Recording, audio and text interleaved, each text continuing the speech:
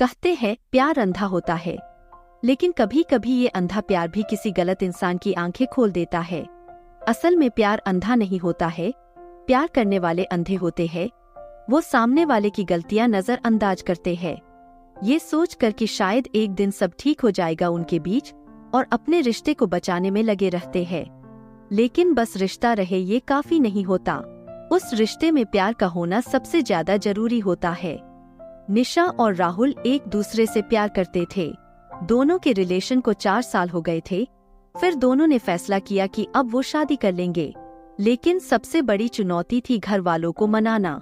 राहुल के घर पर बस उसकी मम्मी थी और एक छोटी बहन थी। राहुल के पापा नहीं थे, तो उसके लिए थोड़ा आसान था अपनी मम्मी को मनाना। लेकिन निशा के घर वाले इतनी आसानी से नहीं मानने वाले थे।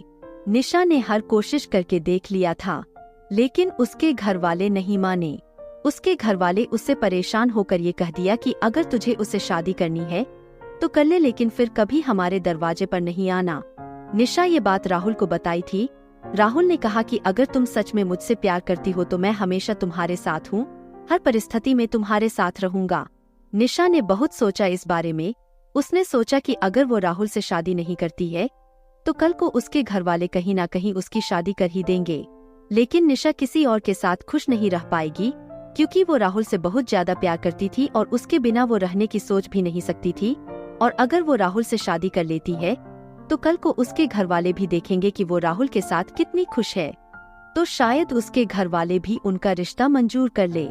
तो निशा ने फैसला किया कि वो राहुल से शादी करेगी और अपना घर छोड़कर चली गई।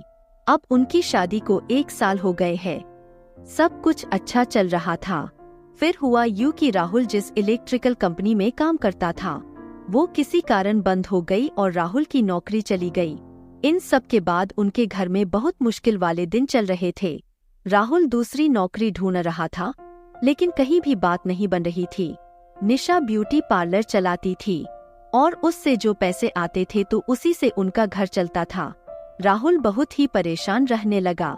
वो रोज शाम को दारू पीकर घर आता था और घर में हंगामा करता था। निशा उसे कितना समझाती थी कि ऐसा नहीं किया करो, सब ठीक हो जाएगा, तुम्हें जल्द ही नौकरी मिल जाएगी। लेकिन राहुल उसे डांट कर दूर कर देता था। ये सब से निशा भी बहुत परेशान हो गई थी कि मैं अपना सब कुछ छोड़ के राहुल से शादी की और अब ये सब हो रहा है।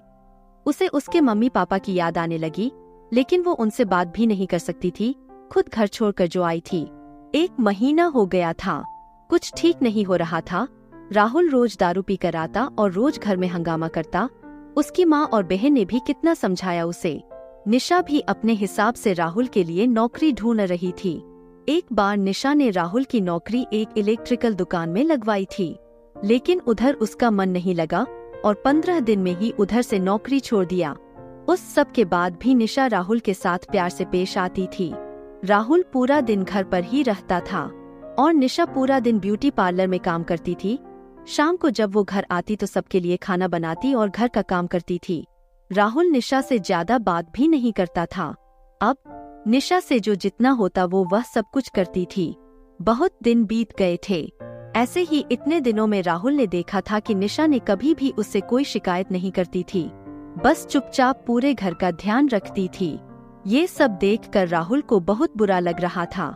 अब उसने सोचा कि शादी के बाद उसने निशा को कोई खुशी नहीं दिया, उसके भी कुछ सपने होंगे, अरमान होंगे। ये सब सोचकर एक दिन उसने निशा से बोला कि मुझे कुछ रुपयों की जरूरत है, क्या तुम दे सकती हो? निशा ने राहुल से कुछ नहीं पूछा और अपने बचाए हुए रुपए उसने राहुल को दे दिया, जो 20,000 थे। राहुल अगले दिन कहीं घर से बाहर गया किसी को बिना बताए। वो लगातार कुछ दिनों तक रोज कहीं जाता था। उसने घर पर किसी को नहीं बताया था कि वो कहाँ जाता है, क्या करता है। और कुछ दिनों बाद घर पर उसने कहा कि कल सबको मेरे साथ कहीं चलना है। निशा बोली मैं नहीं जा सकती, ब्यूटी पार्लर जाना रहता है। राहुल ने बड़े प्यार से उसे कहा कि कल ब्यूटी पार्लर बंद रहेगा और तुम मेरे साथ चलोगी। निशा बोली ठीक है। अगले दिन राहुल अपनी मम्मी, बहन और पत्नी को लेकर एक दुकान पर गया। उधर उसने बताया कि उसने एक इलेक्ट्रॉनिक्स का छोटा सा स्टोर खोला था, जिसमें अभी ज्यादा सामान तो नहीं थे, लेकिन स्टोर की शुरुआत करने के लिए उतना सब काफी था। तो आज उस स्टोर का उद्घाटन है, इसीलिए मैं आप लोगों को यहाँ लेकर आया हूँ। तब निशा को समझ गई कि राहुल इतने दिनों से कहा जाता था क्या करता था। वो ये स्टोर के काम में लगा हुआ था। फिर निशा ने पूछा, आपके पास इतने पैसे कहाँ से आए? राहुल ने बताया कि 20,000 उसने दिए थे, बाकी उसने अपने कुछ दोस्तों से उधार लिया है, धीरे धीरे उन्हें लौटा देगा। ये सब देखकर राहुल की मम्मी, बहन और निशा बहुत खुश हुए। निशा को अच्छा लगा कि राहुल अब बदल रहा है, अब वो परिवार की जिम्मेदारियों को समझ रहा है। अब राहुल और निशा दोनों अपने अपने में अच्छा कर रहे थे और 1 साल के अंदर ही राहुल के स्टोर की बहुत तरक्की हुई। फिर उसने सबका कर्ज लौटा दिया। निशा के प्यार ने राहुल को पूरी तरह बदल दिया था और अब उनका परिवार एक सुखी और खुश परिवार था। सीख: प्यार या प्रेम एक एहसास है जो दिमाग से नहीं दिल से होता है। प्यार अनेक भावनाओं जिनमें अलग अलग विचारों का समावेश होता है।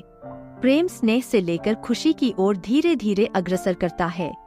ये एक मजबूत आकर्षण और निजी जुड़ाव की भावना जो सब भूलकर उसके साथ जाने को प्रेरित करती है। तो दोस्तों, आपको ये राहुल और निशा की कहानी कैसी लगी? हमें कमेंट्स में जरूर बताएं। वीडियो को लाइक और शेयर करना न भूलें और चैनल को सब्सक्राइब करें और बेल आइकन दबाएं ताकि आपको हमारे नए वीडियोस की जानकारी सबसे पहले मिल सके।